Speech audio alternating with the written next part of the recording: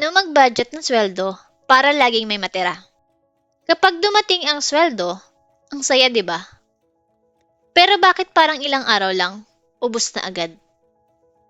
Kung isa ka sa mga nagtatanong, bakit walang naiipon kahit buwan-buwan may sahod ako? Para sa iyo ang video na to. Maraming Pilipino ang nahihirapang mag-budget ng sweldo dahil sa dami ng gastusin. Pagdating ng sahod, unang bawas agad ay bayad sa utang, bills, at pang-araw-araw na gastos. Madalas, wala nang natitira para sa ipon o investment. Idagdag pa ang tukso ng online shopping, labas sa kainan, at mga biglaang gastusin. Sa huli, hindi nakikita ang resulta ng pinaghirapan buong buwan. Mga tips o solusyon. Tip number 1. Gamitin ang 50-30-20 rule. 50% para sa needs. Renta, kuryente, pagkain. 30% para sa wants, luho, gala. At 20% para sa savings o investments. Kapag sinunod mo ito, kahit gaano kaliit ang sweldo mo, may nakalaan pa rin para sa kinabukasan. Hindi kailangang eksaktong 50-30-20. Pwede mong i-adjust based sa sitwasyon mo. Ang mahalaga, may nakahiwalay na para sa ipon. Tip number 2. Gumawa ng envelope system o separate accounts. Maglagay ng pera sa bawat sobre o account para sa iba't ibang gastusin. Halimbawa, isang sobre para sa pagkain, isa para sa bills, isa para sa savings. Kapag naubos ang laman ng sobre, ibig sabihin tapos na rin ang budget para doon. Iwas ka na agad sa overspending. Tip number 3. Ilista ang lahat ng gastusin at sundin ito. Magkaroon ng monthly budget plan bago pa dumating ang sahod. Isulat lahat ng dapat bayaran, sama ang maliliit na gastos tulad ng pamasahe o kape. Kapag nakalista, mas aware ka kung saan napupunta ang pera.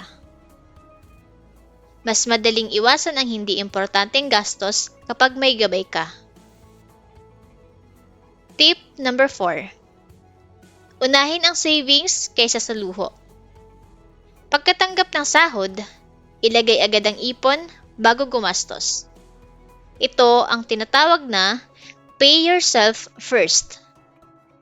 Kung hihintayin mo lang na kung ano lang ang matitira, madalas wala na. Pero kapag pakonti-konti ay nag-iipon ka, kapag naging habit ito, unti-unti ring lalaki ang savings mo. Tip number 5. Humanap ng paraan para dagdagan ang income. Kung hindi sapat ang sweldo, maghanap ng side hustle o extra income. Pwede kang mag-freelance online, magbenta ng produkto, o gumawa ng maliit na negosyo. Hindi lang dapat iisa ang source ng pera para may backup ka. Ang dagdag income ay pwedeng diretso sa savings o investments. Kung tutuusin, hindi lang laki ng sweldo ang problema, kundi kung paano ito hinahawakan. Kahit malaki ang sahod, kung walang budget, laging bitin. Pero kahit maliit, kung marunong mag-budget, laging may natitira. Ang tunay na yaman ay nasa disiplina, hindi sa dami ng pera. Ang sweldo ay bunga ng pawis at pagod natin, kaya dapat lang napahalagahan ito.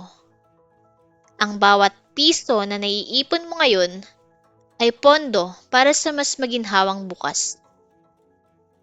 Tandaan, hindi mo kailangang maging milyonaryo agad para magsimulang mag-ipon.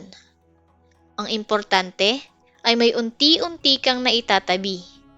Sa mahabang panahon, ang maliit na hakbang ay nagiging malaking resulta. At sa huli, mararamdaman mo na sulit lahat ng disiplina at sakripisyo. Kung gusto mong matuto pa ng mga practical tips para umangat sa buhay, huwag kalimutang i-like at i-subscribe. Marami pa akong gagawing video na siguradong makakatulong sa iyo.